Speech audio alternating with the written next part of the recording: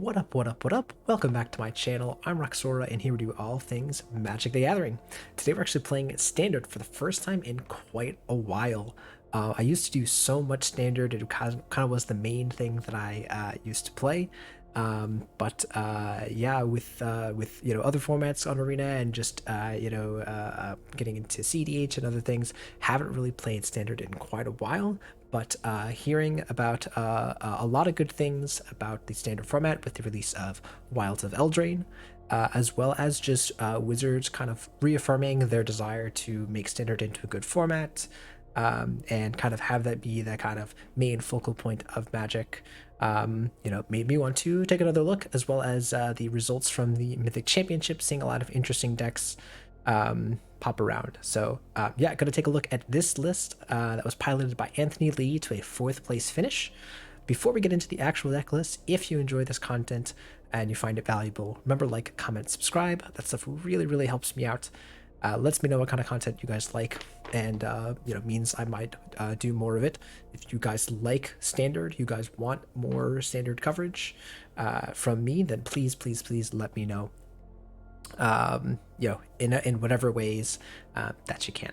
So so this is Golgari Midrange, and we're also doing a little bit of an experiment here, right? This archetype exists, but this particular list, right, again, was curated specifically for the Mythic Championships, and a lot of times people like maybe less experienced players or people who aren't as good deck builders, like myself, will try to take a deck from the Mythic Championship, play it on Arena, and a lot of times it's like sometimes the results might go well, sometimes it might not go well, and some of that is because a lot of these decks are curated specifically for the Mythic Championship, by professionals for this tournament specifically.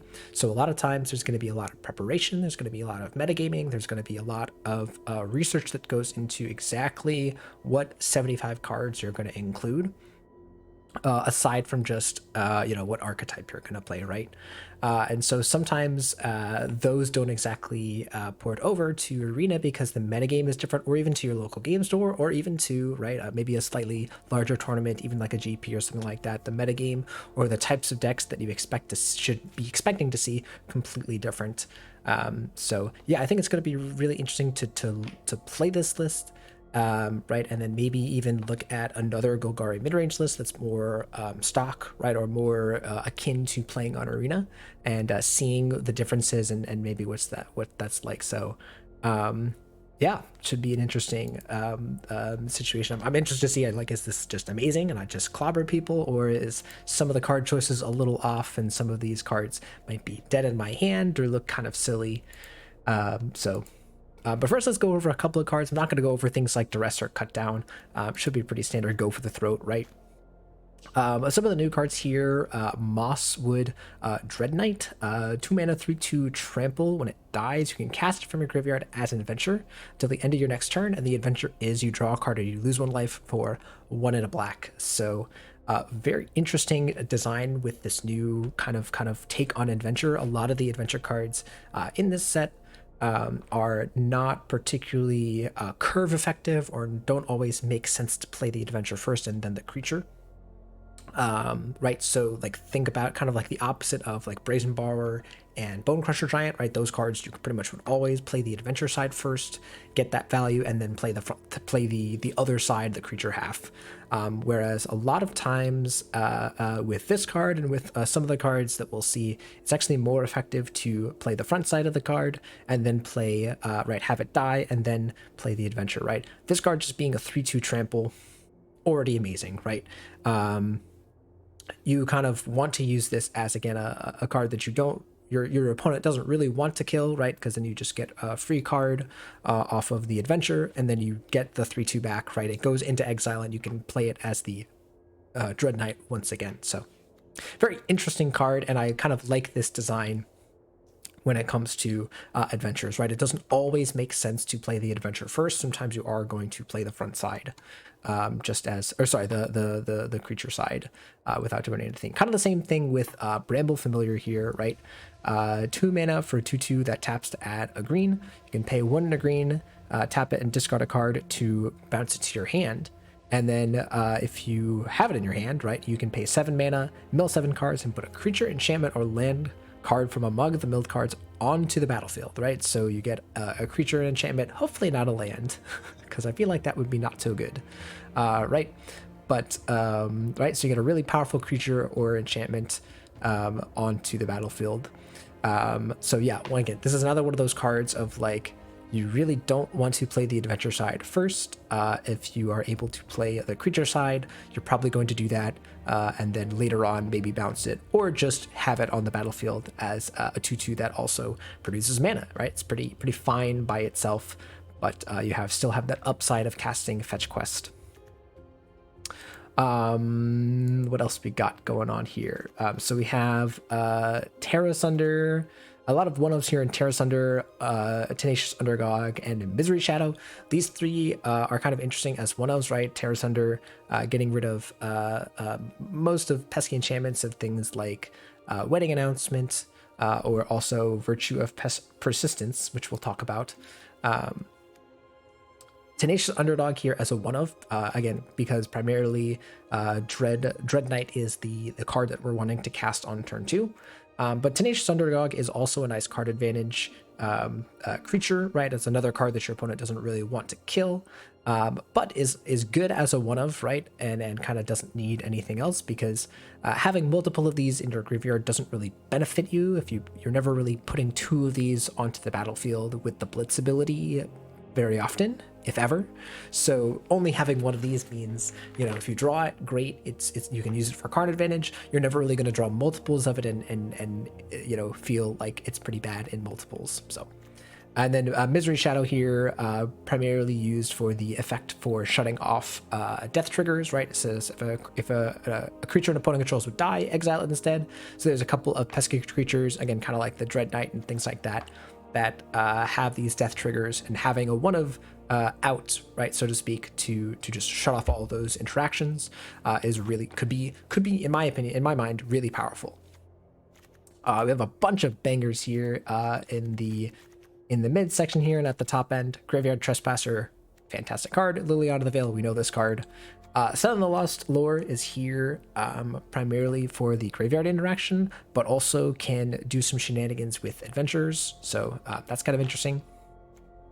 Glissa Sunslayer, First Strike Death Touch, fantastic. If it connects, it draws you a card. Just is absolutely fantastic if you can start attacking with this, and yeah, just a good card, right? This is mid-range. It's just all good cards. Speaking of good cards, Shieldred is probably the best card in Standard. Is a misery for aggro decks to deal with, and yeah, it's just a good card. Blossoming Tortoise is a new card, and it does a bunch of stuff with land creatures, right, and activations on lands. Makes your lands bigger, also gets lands back from your graveyard when it attacks or enters. This works really, really well with the new man land, Restless Cottage. This is absolutely one of the best new land creature lands, right, or that we've ever received in Standard. So 4 mana to make it a 4/4 horror creature until end of turn. It's still a land, and whenever it attacks, you make a food, and you exile up to 1 card from a graveyard. So again, it can shut off some of those graveyard interactions like Tenacious Underdog or the Mosswood Dread Knight, or just any other flashback cards or anything like that, but also making a food. So you can have a little bit of a life buffer, and it's just a 4/4, right? Paying 4 mana for a 4/4 off of your land is absolutely fantastic. If you have the Tortoise, it's actually a 5/5. We also have Mishra's Foundry, right, to kind of be 1 mana for a 3/3 with the Tortoise. So this card can provide a lot of value. Sometimes can feel a little slow. So again, that's why we're not going for the full 4 copies, but it's here. It's one of the best ways to provide card advantage for this deck, especially when we have Liliana of the Veil, right, ticking up, making us pitch all of our stuff, and so then we can just use our Tortoise to get back lands to either play or to discard to Liliana and things like that. Oh, sorry, this puts it onto the battlefield. But to have things to do when we don't have cards in our hand with Liliana is really valuable, right? So using the Restless Cottage to do things even when we don't have our cards in our hand. A couple of stuff at the top end here. Gix's Command is a really powerful card to buff up creatures, rat the board, or any sorts of things. It's just a really flexible card. It's always going to do something relevant pretty much at all points of the game. Nissa here being a just a powerful card. For 5, 6, or 7 mana, you can cast it, make some creatures, destroy artifacts or enchantments. Pretty good. And then the last card here, Virtue of Pestilence, is just a really, really powerful removal spell on the front side and a game-winning enchantment on the backside, or the kind of towards the second half of the game. Absolutely fantastic card. A lot of people really annoyed by this card. Just the 2 life and the -3/-3, right, would have already been enough to be a playable card. We've already seen cards like that be playable. Is sorcery speed, right? So you can't use it as a combat trick.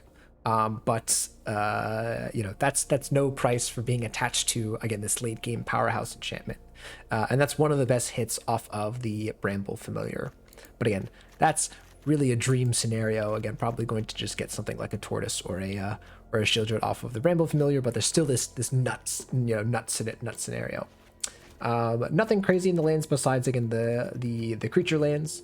We've got 1 Takenuma, 1 Boseiju in the sideboard. There is, again, a bunch of just different options, things to make the deck more flexible, or just different types of removals. So we have those Path of Peril for more go-wide decks. A new Rankle's Prank, which is pretty good against people going big, or people with a lot of cards in hand can also just randomly finish off opponents, but kind of interesting. Another Planeswalker here in Ashiok, just kind of a good card to just slam against a control deck. Another copy of Gix's Command, another copy of Nissa, more cut down, more duresses, right? So you're just kind of seeing that it's more to fiddle with numbers as opposed to have some kind of transformational thing. Another Terra Sunder, and then some Phyrexian Arena, which is a great card, again, to play against control, where you just get a bunch of card advantage. And then at the bottom here, we have an Obstinate Baloth. So yeah, pretty standard sideboard, nothing too crazy going on there. So yeah. Want to reduce the time that this portion is taking, because we want to get into some gameplay, because we are doing best of 3. I'm going to try to keep this as fast as possible. So let's go ahead and get into the game.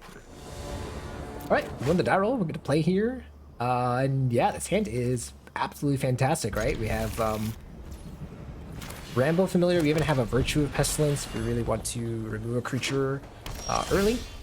Looks like we're playing against a very similar deck. I think we're going to play the underdog, actually, though. Because we are probably just going to... let me reduce this just a little bit. It's a little loud in my ears. So they have the Virtue of Pestilence, but we get to slam Glitza. And if they have another one, great. But if not, then we're in a good spot. We can start drawing cards. So we have a little bit of a mirror match here, definitely. Ah, they have the second Virtue. Okay.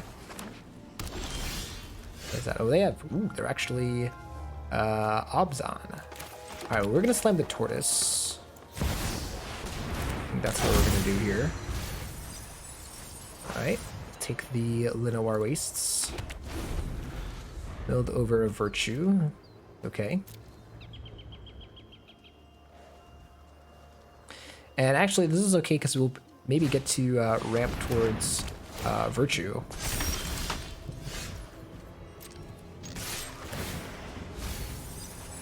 Alright, we're going to take that Restless Cottage.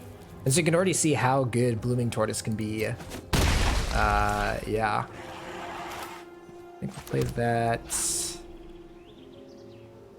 I don't think I really want to play this Bramble Familiar, but I might as well.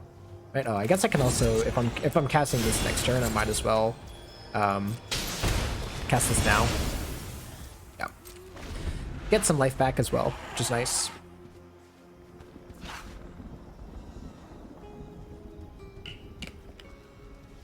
And this gets back only a creature, right? Creature card, but yeah, that means like... Ooh.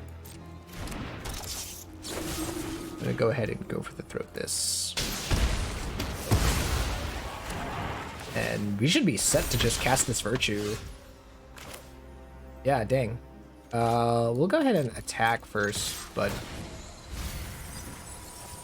Ooh, we get this Mistress Foundry.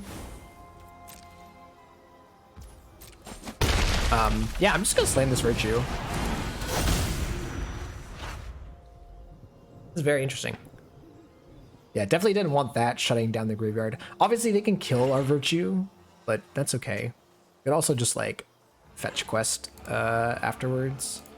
This gets only a creature. Actually, so if they do that, we can actually. Oh no, sorry, it's only among the milled cards, right? Yeah. Dang. This is any card. It's so good. All right. Cool. Yep. They get to draw an extra card. They get to make a 2/2. I think we're gonna go ahead and just get the Glissa to the battlefield. Shieldred is a good one. Yeah, gonna cast that guy. Good. Yeah, I think we're gonna draw an extra card off of this. Yeah.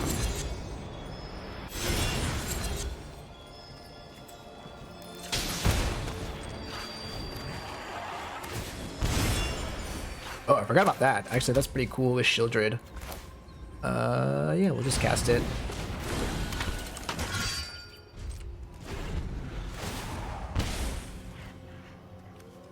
Cool. And so actually now we can attack with this, and they don't really want to block it again, because then we get it back with its ability. Opponent stuck on 3 lands is probably contributing to the ease of this game, but yeah. Actually, next turn we can just animate our cottages. Right, yeah. Go ahead and get back that thing. Duress. Yeah, I'll cast a Duress. But actually do this, just in case I wanna see what they got. Alright, well, we'll take a Nissa, and we know the rest of their hand, so. Cool. Yeah, let's just go ahead and animate our cottage here. Oh yeah, I get to exile that thing. Sure. So I think we're gonna attack like this. Yeah. I would not like to exile the card.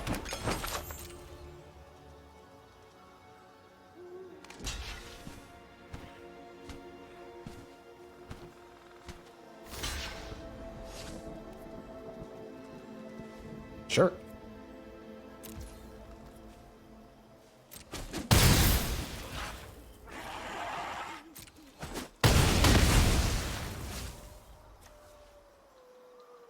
Yeah, I'm pretty okay with this this thing. Yeah, I mean, like it's pretty hard to come back from that. Okay, so what do we want to do against the mirror? I don't think we want Baloth. I don't even think we want. Well, sorry, not the mirror. They do have Wedding Announcement, so like we could do Terrace Under. I don't know how good that is. It's pretty not good. Yeah, I think just go for the throat. It's pretty good. Cut Down does not answer Glissa. It answers the Rat Lord Skitter, right? Yeah, I'm not too sure about that. We could also just add the other Nissa as just like a good card that also can deal with Wedding Announcement, but that seems kind of slow.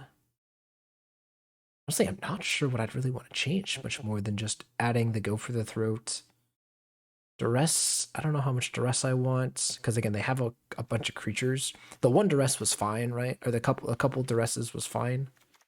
Do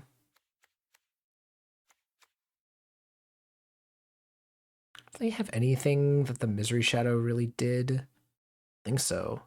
I also didn't really have a lot of good targets for Sentinel, or things for Sentinel to do.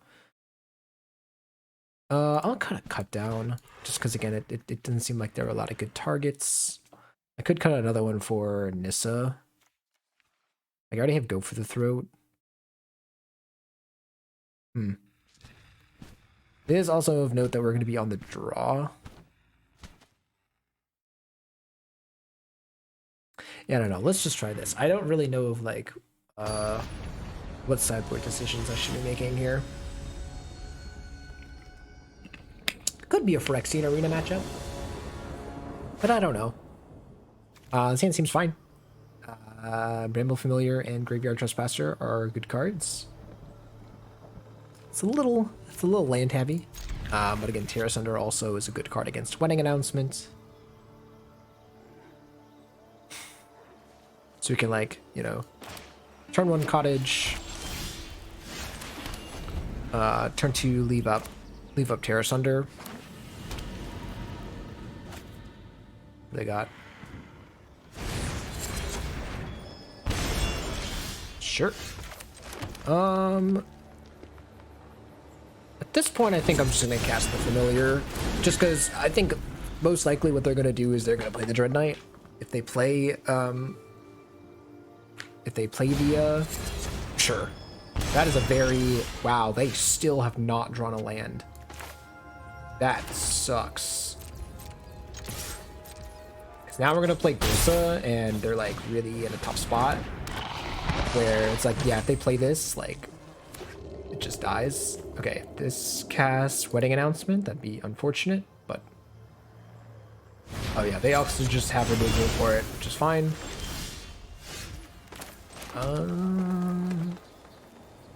So Liliana of the Veil is likely to get a spell, right? So we could just like do that, start taking spells out of their hand. Sure. Something suspicious is going on. I think we're gonna discard a Terra Sunder. Yeah.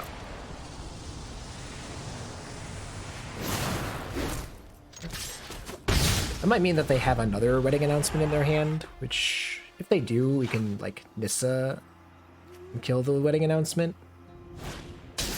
Yeah.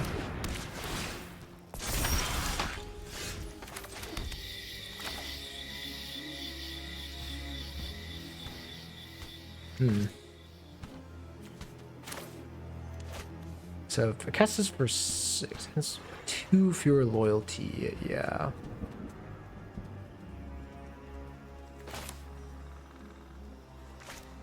I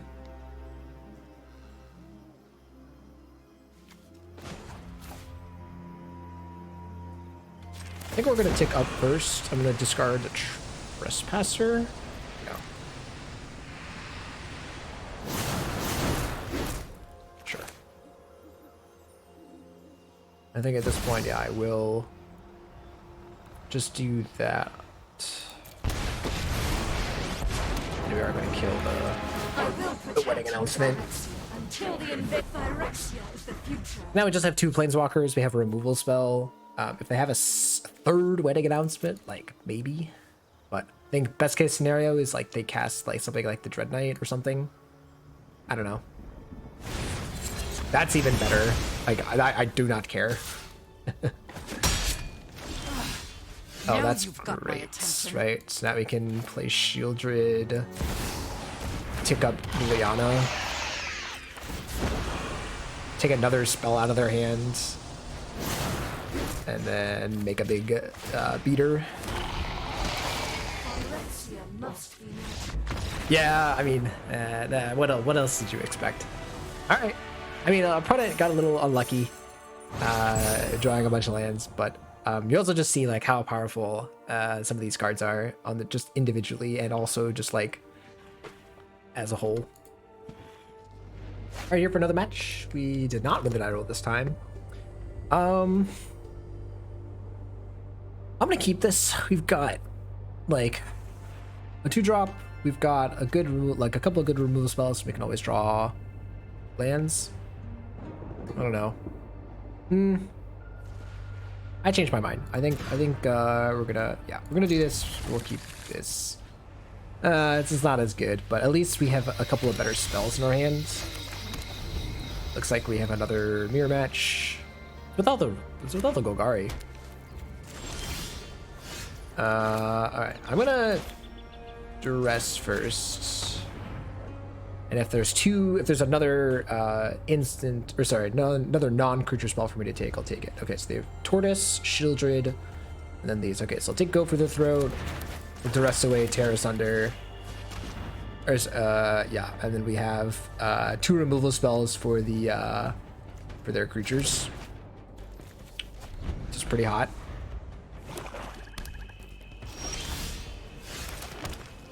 We have a ton of removal spells. Just need I assume they're gonna go for the Tortoise here. Yep, makes sense. Alright, so they get the Mishra's Factory, which is annoying.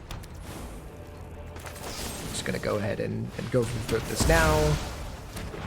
Top deck a land? Dang. Alright. But they might just play Shieldred here. If they do the Mishra's Factory, it's whatever. Actually, killing the Tortoise is good because it makes the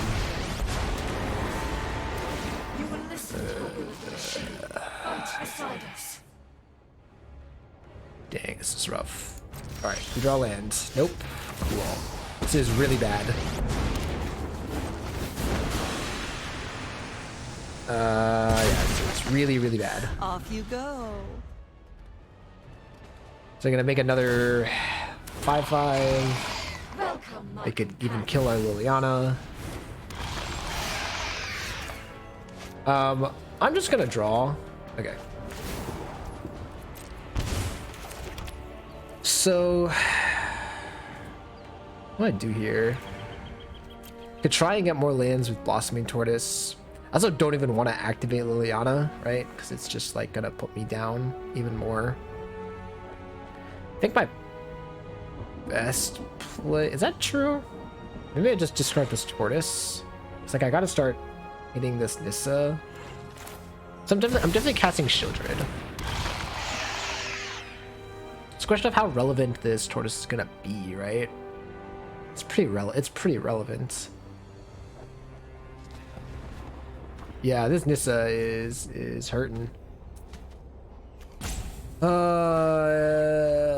I'm gonna tick up. I guess Go for the Throat is basically the same as sticking up Nissa and forcing them to attack. Oh, make him discard a Shieldred, which is actually kind of good.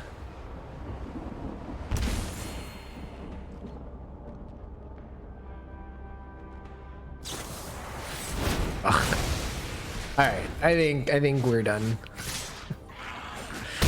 Man, these games have felt very, very one-sided just because of mulligans. Alright, cool, we're done. Alright. So, yeah. Oh, I like how we have two different... Why do I have two different Phyrexian arenas? Alright, so definitely want Nissa. Nissa definitely seems like a powerful card in this matchup. Ashiok, less so, right? So top 2 cards in your library, what I'm put into your hand. Maybe also not terrible, but I think I don't want these cut downs, right? Cut downs look pretty bad. Could do Duress. The Misery Shadow also does not seem great here, right? Again, there's just like not a lot of things besides the Virtue, right? As long as we deal with the Virtues, maybe take that out. I don't want that. I want one Tear Asunder, right? I think this is how I want to do it. Just have the best stuff. I think I don't know how good Liliana is in this matchup. It might be better to just do Arena. But then getting to have your opponent sack like a Shieldred or something is pretty good. Yeah, let's just do this. Let's just do this.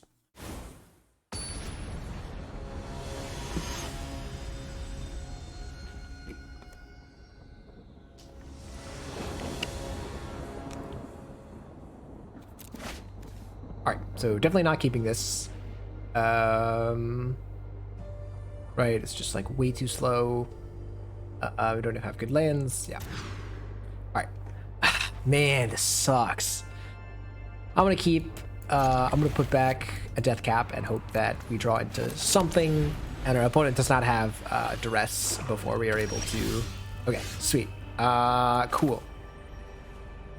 All right, yeah. Now I'm gonna go ahead and just slam the Dread Knight.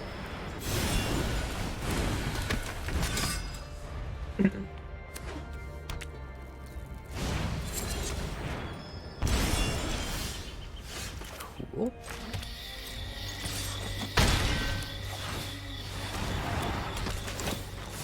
No card to exile, but still good.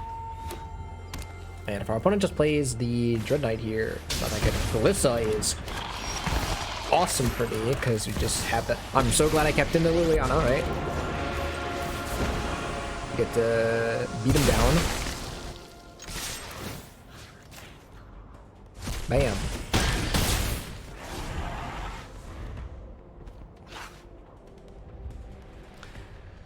And if we draw a land, we can jam this Nissa.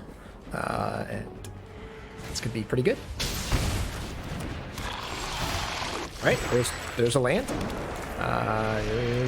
Here is Nissa.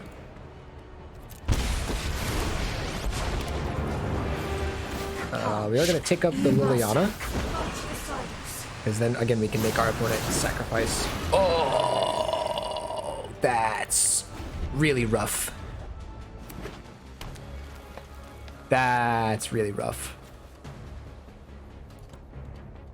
Okay.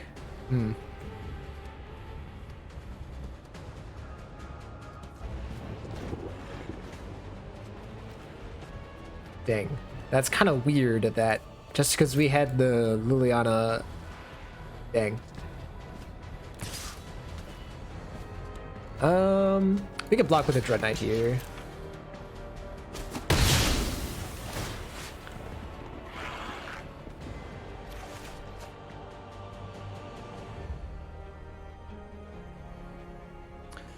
So no, we're probably going to be casting Dread Whispers, but we don't have to cast the Dread Knight if we don't want to.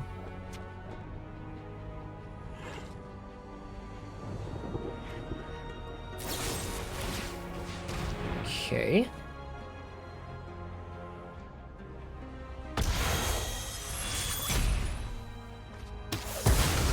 Sorin, okay. Discarding the Sorin.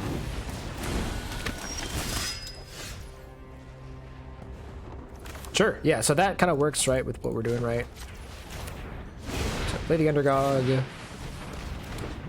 Tick up Liliana. We all have things. Cast Dread Whispers. Make a dude. I think we'll chill for now. Because now I have a removal spell for Glissa. So we remove Glissa, make them sacrifice another creature. 2 of those creatures are now gone. Alright. My part is now finished. But now the only creature they can attack with is Glissa, and they're not even going to do that. Cool. Seems good to me. Make them sack a dude. Off you go. Good with me. Put on some of the pressure. And then we can just cast the other 3/2 for 2 in our hand.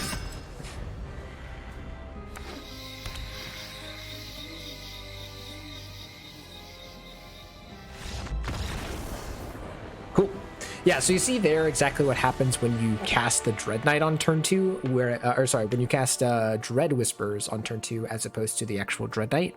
Our opponent just, was up on cards. It was had good access to the cards in their deck, but they were just so behind on board presence and life total that we were able to just beat them down. So oftentimes it is more correct to cast it as the creature side first. It's kind of awkward with the Obstinate Baloth. I think that's a one. Like I can't imagine that there's a ton of these in their deck. So I'm gonna keep the Lilianas in. I don't think I want to change too much up. Could do actually. You know what? I'm gonna take out a Liliana and put in another Go for the Throat. That's the change I'm gonna make, just so that you know, I'm not drawing a bunch of Lilianas, or I'm not drawing them a ton, and hopefully if we draw Liliana, they don't also have the Baloth. But I do like Liliana being in the deck, I think, in this matchup.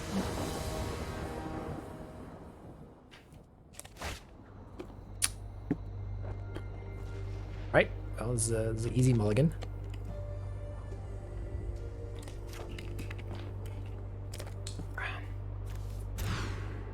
Okay, and we'll keep.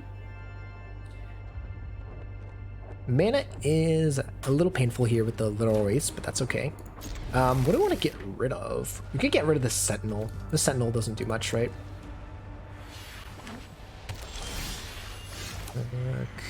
Cool. I don't think I'm going to be using the Takenuma as a spell, right? Even though we've drawn a couple of lands here. Alright, so here I'm definitely going to take the Nissa. 100%. The Gix's command is good, but nowhere near as painful as the Nissa. And once again, I'm going to just play the Dread Knight as 3-2, especially since I don't see any removal in our opponent's hand. We'll be able to play Glissa next turn. Like, they have played nothing so far, right?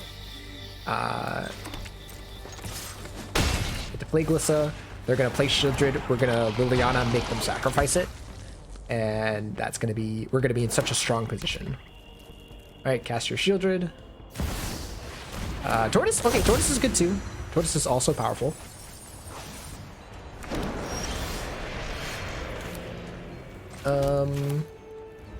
That still... Drawing the Go for the Throat still makes me want to Liliana here. Because we definitely want to get in with the Glissa. This fight finished before brunch. Right? Haven't you ever heard of personal space? Draw a card, lose a life. They choose to, like, use the Mistress Factor here. That'd be kind of weird. Again, I would imagine that they are just going to play the Shieldred. Yep. We have another thing? Sure. We'll kill this on our upkeep. Oh, and we had another Liliana too. That was really good. All right, so you see there, again, just the advantage of casting good creatures. Wow, and we already ranked up. Cool. All right, here for another match. We won the die roll. Obviously, going to play first. I'm going to keep this hand. Mana is not great, but we have a removal spell. We have a Sentinel here, so we have a creature to play, right? So it's not the best, but I don't think it's a mulligan.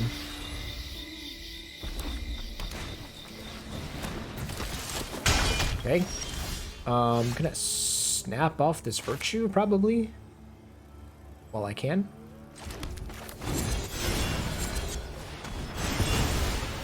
I think the cut down will be easier to flex into a different turn, right? And it's also instant speed, right?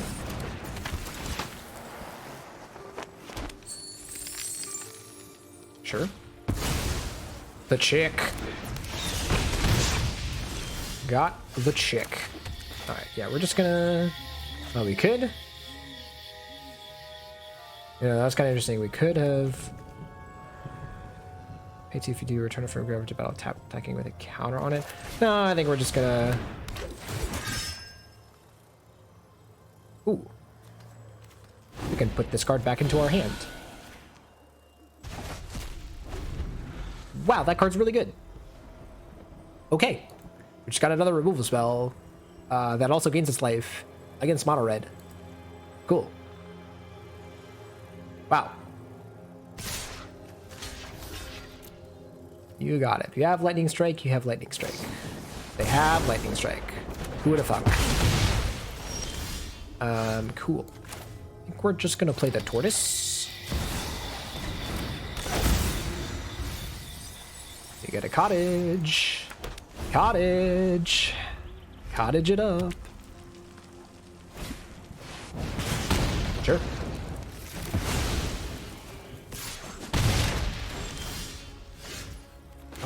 So here we can Trespasser. Take out a Scoundrel, gain some life back. We can also Virtue, since we're probably casting the Virtue the next turn with our Mishra's Foundry as our land for turn.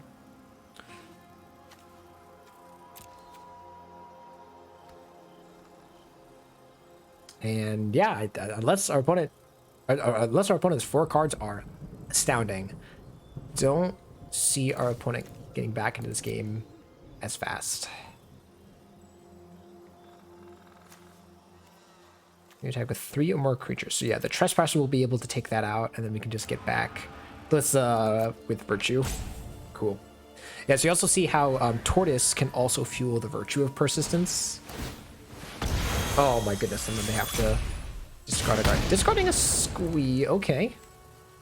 It's only 4 other cards, so like that, you know, they can do that next turn. I'm gonna play the Virtue.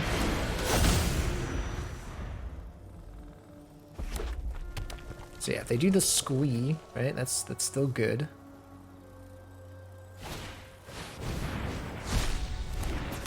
Yeah, sure. I'm gonna get back Glissa. Yeah, I think we're just gonna get back Glissa. Awkward. Awkward as all heck, but that's okay.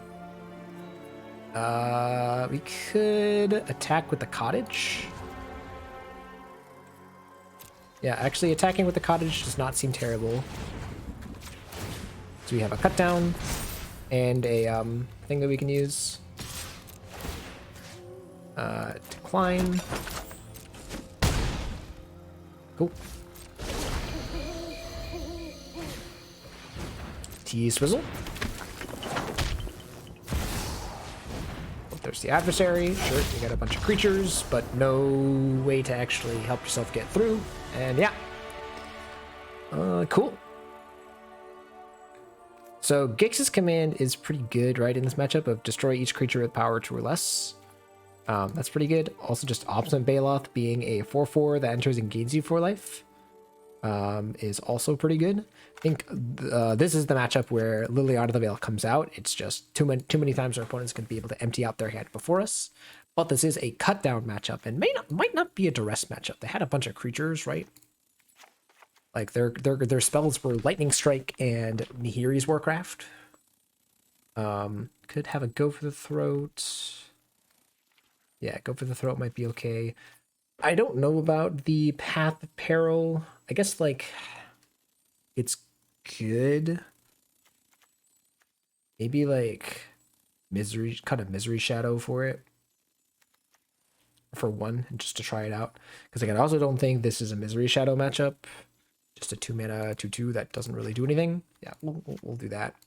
But yeah, basically leaning on the power of Gix's command and just our early removal as well as Graveyard Trespasser and sorry, Virtue of Persistence was a boss there. And with the Sentinel of Lost Lore, Chef's Kiss. Chef's Kiss.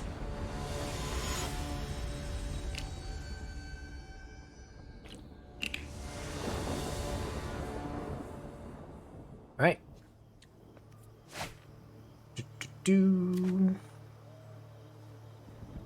So another one of those hands, but also I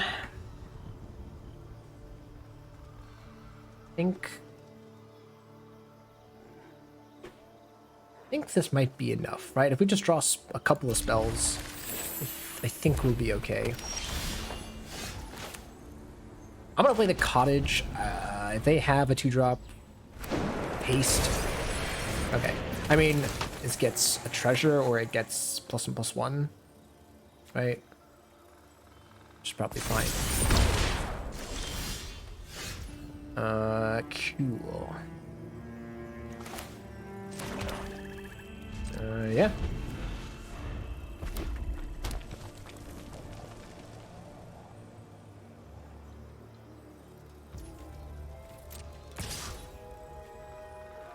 I think I'm taking this.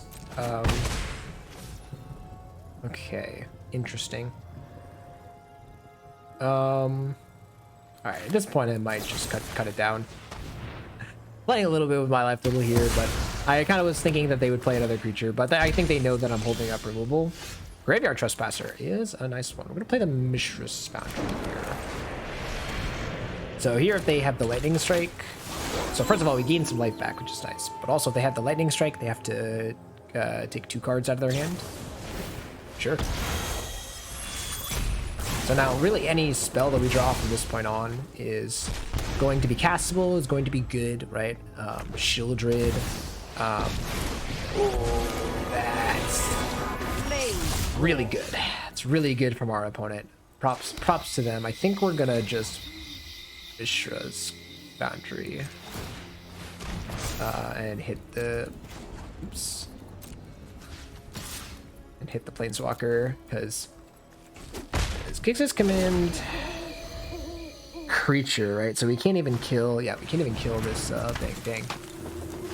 Ooh. Oh, that's so good. Oh, that's brutal.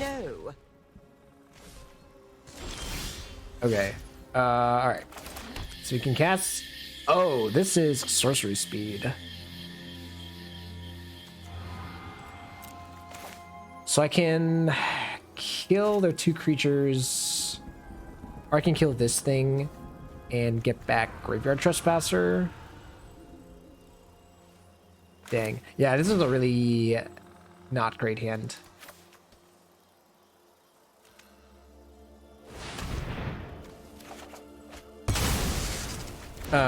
It did not pan out, right? We just drew nothing. We just drew all lands, right? Yeah. Our spells were cut down, kicks command, we drew a Graveyard Trespasser.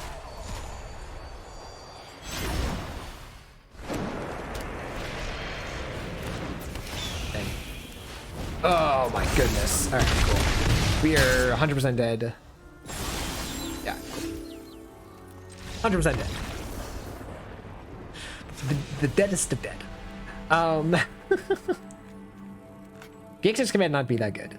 Might not be that good. I think I'm gonna put another Path of Peril. We'll have the 1 Gix's command, but I don't think it's that good. I'm gonna keep 1 Terra Sunder in and everything else out. Yeah, I think everything else is fine. Just need to hope that they don't draw Jaya, because I don't really know, without a board presence, I don't know what we do against Jaya. We really just need it. We didn't draw our 2-drop creatures, right? Yeah.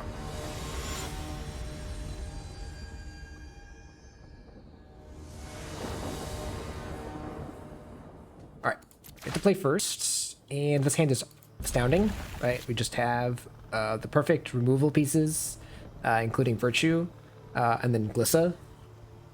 And if we ever draw a 4th land, we have Tortoise to do the thing.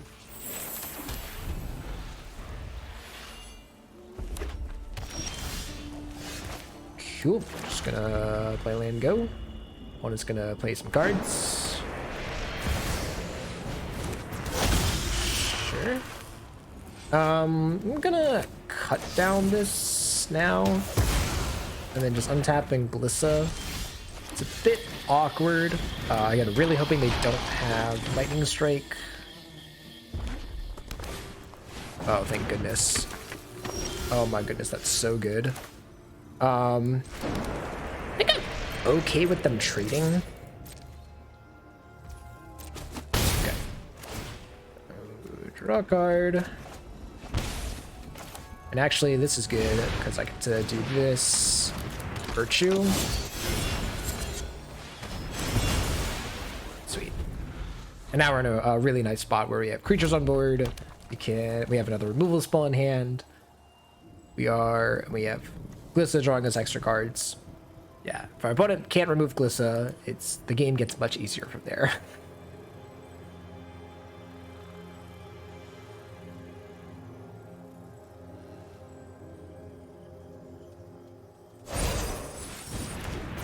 Sure. Charming Scoundrel is going to be able to put a Wicked Roll on itself, potentially. They could also loot if they're looking for something. But yeah, just going to be a 2/2. And another one. Sure.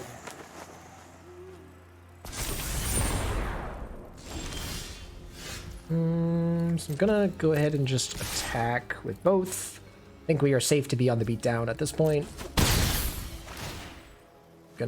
Oh, I can destroy an enchantment. That's funny. Yeah, and at that point, I don't really think there's too much that our opponent can do to get back into that game from that point. So does make sense, the concession there. All right, so there we go. It was a couple of matches with Golgari Midrange. Two mirrors there. Was trying to find a matchup that was not Golgari Midrange. I guess I hadn't looked at or wasn't really aware of the metagame share on Arena. I don't know if it's like I don't know. I have no information. I didn't really look into like how popular Golgari Midrange is, but played against two of them. You know, the matchup seemed to be you know, pretty interesting to play. You know, kind of fighting back and forth for board presence, card advantage, and all that kind of mid-range goodness. Some of the cards in our deck and some of the numbers, I don't know if they're perfect for that matchup. And again, that comes from, right, was maybe like an up and coming deck, right? Was maybe a deck that was a little bit lower on the radar. But we also saw there against mono red, we were able to eke it out, but some of our cards definitely did not seem optimal, right? Again, like Misery Shadow looked like a pitiful card, right? Duress, but they also still had a bunch of tools, right? Virtue of Persistence, again, is such a powerful card when you're able to use it. And also putting it back into your hand with the Sentinel felt so good. I'm so much higher on this card than I was a moment ago. Yeah, and also just playing all the best cards and all the best removal that you can play in these colors was enough to eke it out against mono red. But yeah, I don't think that this deck and its sideboard particularly were positioned to play against a mono red aggressive deck. Right, it was not really the type of deck that Anthony Lee was expecting to see. Again, I could be wrong, but I don't think that was in their considerations. So what does that mean? I mean, should you just like instantly snap up this 75 card deck and start playing it? I don't know. Probably not. You know, again, even though I won all the games, right? It's also important to understand that like I didn't really sideboard a lot. I think the sideboard again was also like not well equipped to kind of put change a bunch of things, right? It was a bunch of small changes, which is really how sideboarding should be. But I didn't really feel like my deck got better after sideboarding. I mostly just took out a couple of bad cards, and that was about it. I don't think I really put anything or made any changes that really solved the problems or potential issues in the matchup, right? Like we saw against the mono red deck where they had Jaya, and what am I going to do against Jaya? I'm gonna pay 4 mana to Terra Sunder a Jaya. That doesn't seem great. Like there's no really way to interact well with Jaya or any kind of things that the mono red deck was teching it against me. Yeah, you can see kind of how the deck building decisions that professional players make when going into the championships might not be the same kind of decisions that you might make when deciding to play a deck or exactly what 75 list to play. So yeah, I hope that was a good reflection of both, like, I guess the deck, but also like why it might not be the best idea to just take the Mythic Championship deck lists as gospel, right? Yeah, hope that was valuable. Again, if it was and you enjoyed it, let me know. Like, comment, subscribe. All that stuff really helps me out. I'm looking forward to kind of messing around with more standard or just interesting decks in general. So if you have any suggestions, again, let me know as well. Yeah, thank you guys for watching, and I'll see you guys in the next video.